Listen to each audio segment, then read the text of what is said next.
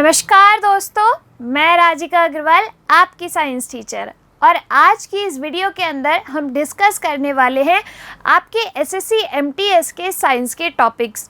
क्या क्या टॉपिक जो है आपके साइंस के इम्पॉर्टेंट है एसएससी एमटीएस के पेपर के लिए, किस टॉपिक का कितना वेटेज है, कितने क्वेश्चंस आपके उसके पेपर के अंदर बनते हैं।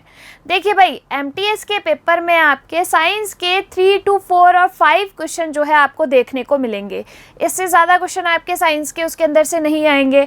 अब बहुत सारी साइंस हमें नहीं पढ़ के चलनी है, कुछ इंपॉर्टेंट टॉपिक है जिन पे अपन को फोकस करना है, क्योंकि आपके एमटीएस के पेपर में इन ही टॉपिक से क्वेश्चन ज़्यादा बनते हैं।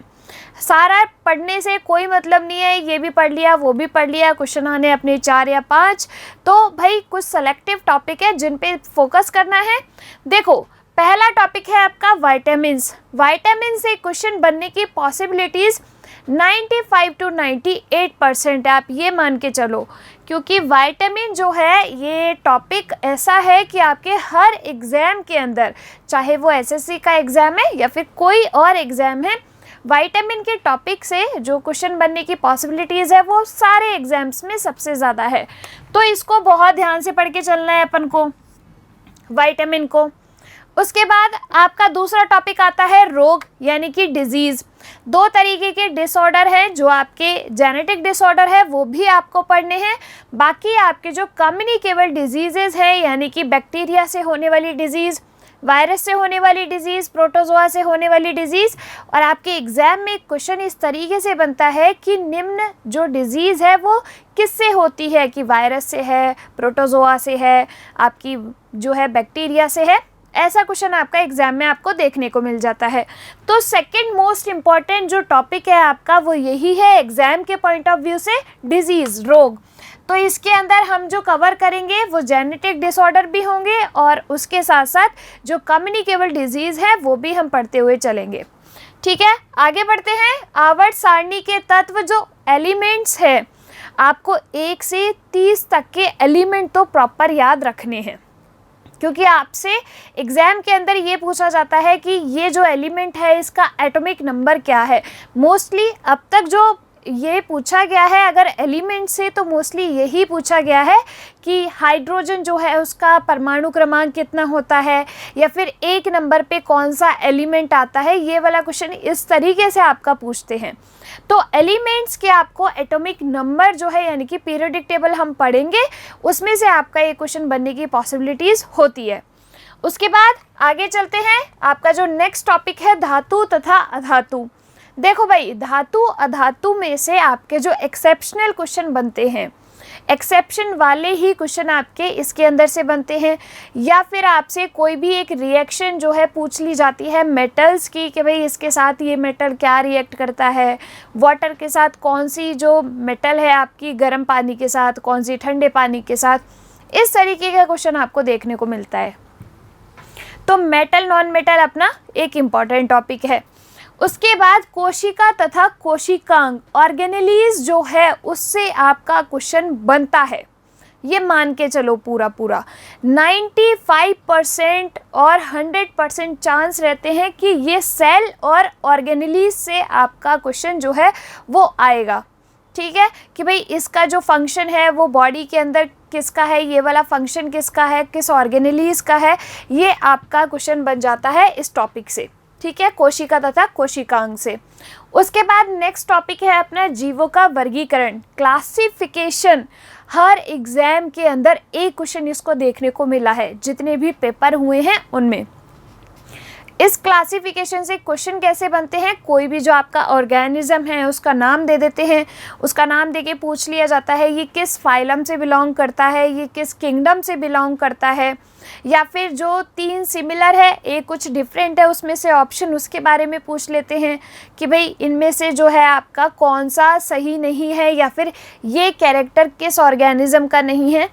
तो इससे क्वेश्चन आपके बहुत ज़्यादा बनते हैं जीवों के वर्गीकरण से, क्लासिफिकेशन से। इसके बाद है पदार्थ की अवस्था। जो अपनी पदार्थ की 5 अवस्था है, बहुत बड़ा टॉपिक नहीं है। इसमें से आपके ठोस, द्रव, गैस से ज़्यादा क्वेश्चन नहीं बनते। आपकी जो 2 अवस्थाएं हैं, प्लाज्मा और उसके साथ साथ BEC, उसके बारे में आपसे पूछा जाता है। तो इसको अपन पढ़ते हुए चलेंगे। उसके बारे में छोटी सी इन्फॉर्मेशन अपने को देखनी है, क्योंकि इससे रिलेटेड एक क्वेश्चन आपको देखने को मिल जाता है एग्जाम में। लेकिन ये जो है वो इन औरों के कंपैरिजन में थोड़ा सा लेस इम्पॉर्टेंट है। उसके बाद है अपना दैनिक जीवन में प्रयुक्त रसायन। तो आपके जितने भी क्या बोलते हैं रसायन, जो भी आप डेली यूज़ में काम लेते हो, जैसे सोडियम बाइकार्बोनेट हो गया, ये ब्लीचिंग पाउडर हो गया, इनसे रिलेटेड क्वेश्चन आपको एक देखने को मिल जाता है। या फिर कोई भी जैसे फ्रूट का नाम दे दिया, या फिर दूध का नाम दे दिया, या फिर कुछ भी ऐसी चीज़ दे दी और आपसे ये पूछ लेते हैं कि इसमें कौन सा एसिड प्रेजेंट है। तो ये जो दैनिक जीवन में प्रयुक्त रसायन है, इसके बारे में क्वेश्चन आपका देखने को आपको मिल जाता है। तो इससे क्वेश्चन बनने की पॉसिबिलिटीज़ भी, इसके भी बहुत हायर चांसेस हैं। इसके बाद अगला जो इम्पॉर्टेंट टॉपिक है अपना एसिड, बेस और सॉल्ट। और एसिड, बेस और सॉल्ट पढ़ेंगे तो pH तो अपन पढ़ते ही हैं साथ में। आपसे पूछ लिया जाता है कि अगर H+ आयन की सांद्रता ज़्यादा होगी तो pH घटेगी या बढ़ेगी, इस तरीके का क्वेश्चन आपसे पूछते हैं। और इस एसिड के अंदर से आपके यही क्वेश्चन पूछते हैं कि इसमें कौन सा एसिड प्रेजेंट है, खाने की जो चीज़ें बनती हैं उसके अंदर कौन सा एसिड यूज़ में लिया जाता है। तो इस तरीके का क्वेश्चन आपका इसमें से बनता है और आपको देखने को मिल जाता है एसिड, बेस, सॉल्ट का क्वेश्चन। इम्पॉर्टेंटली इसमें एसिड वाला क्वेश्चन आपको ज़्यादा देखने को मिलता है। तो ये अपन करते हुए चलेंगे। फिर अपना आ जाता है फिजिक्स का एक टॉपिक, यूनिट। देखो, अब तक का जो एनालिसिस मैंने किया है उससे तो यही है कि अभी तक फिजिक्स के क्वेश्चन जो है वो आपके कम बनते हैं। बायोलॉजी से सबसे ज़्यादा क्वेश्चन बनते हैं, फिर केमिस्ट्री से बनते हैं, फिजिक्स के आपके क्वेश्चन थोड़े कम बनते हैं। तो आपको फोकस उन 2 पे ज़्यादा करना है। आपको फिज़िक्स के अंदर बस जैसे नॉर्मल डेफिनेशन हो गई, चाल की, दूरी की, इनकी नॉर्मल डेफिनेशन अपन देख लेंगे और इनकी यूनिट्स क्या क्या हैं वो अपन देखते हुए चलेंगे। यूनिट का क्वेश्चन आपका आ जाता है। उसके बाद आपका आता है पादप विज्ञान यानी कि बॉटनी से। बॉटनी से आपका क्वेश्चन इस तरीके से बनता है कि इस प्लांट को किस वर्ग के अंदर रखा गया है, या फिर इन प्लांट्स की क्या विशेषता होती है, एंजियोस्पर्म से बिलोंग करते हैं, जिम्नोस्पर्म से बिलोंग करते हैं। इस तरीके का क्वेश्चन आपको देखने को मिलता है। और ये भी आपका जैसे जंतुओं का क्लासिफिकेशन है, जीवों का वर्गीकरण है, इस तरीके से बॉटनी के अंदर भी पादपों के वर्गीकरण से आपको एक क्वेश्चन देखने को मिल जाता है।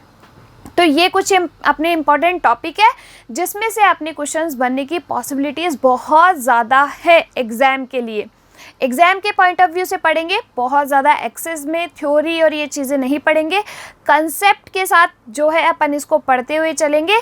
तो चलिए, अब जो है थ्योरी क्लास से आप जुड़ सकते हैं। आपकी थ्योरी क्लासेस, लाइव क्लासेस जो है यहाँ पर स्टार्ट हो चुकी है ऑलरेडी। अब तक क्लासेस में हम आपको करा रहे हैं PYQ, और आप PYQ जब कर रहे हैं तो आपको भी आइडिया लग गया होगा कि किस किस टॉपिक से क्वेश्चंस बनने की पॉसिबिलिटीज़ कितनी ज़्यादा है। तो लाइव क्लासेस के अंदर अभी हम कर रहे हैं PYQs, फिर हम करेंगे थ्योरी स्टार्ट। तो ये सारे टॉपिक हम सबसे पहले कवर करेंगे।